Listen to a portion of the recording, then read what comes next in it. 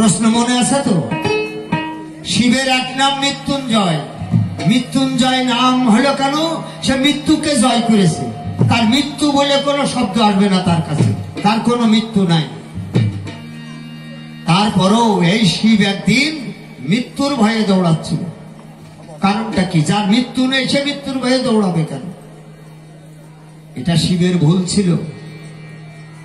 ভুলের কারণে এই শিব তার মৃত্যুর ভয়ে দৌড়াতে হচ্ছিল। কারণ শিবের একজন ভক্ত ছিল।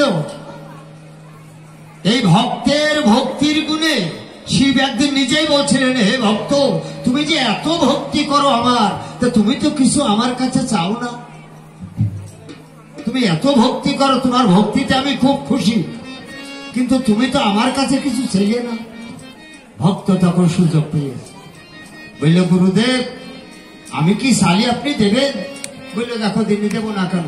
তুমি আমার ভক্ত, তুমি আমারে এত ভক্তি করো, আর তুমি কিছু চাইলে আমি যে দেব না, তুমি ভাবলে কি করি?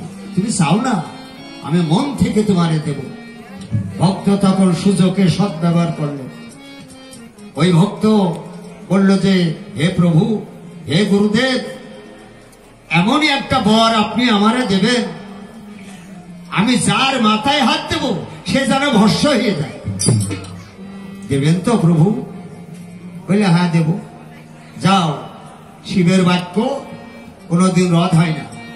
আমি তোমার সেই বাক্য দিলাম, আজকের থেকে তুমি যার মাথায় হাত দেবে সে ভস্ম হয়ে যাবে। ভক্ত চিন্তা করলো যে তাই তো, মন্ত্রটা সঠিক না বেঠিক তাহলে পরীক্ষা করতে হবে, তাহলে গুরুদেবের মাথায় হাত দেব অমনি করে। শিবের বাক্য, ওই শিবের মাথায় হাত দিল তো শিব ভস্ম হয়ে যাবে। এখন ভক্ত মাথায় হাত দিয়ে পরীক্ষা করবে, শিব তা করতে দেবে না। বুঝিস অভ্যাসটা কোন জায়গায় ঘটে গেছে? ভুল সবারই হয়, এই কারণে দৌড়াচ্ছিল। যা হোক, গানটা শোনেন, যদি কিছুদিন বেঁচে থাকে।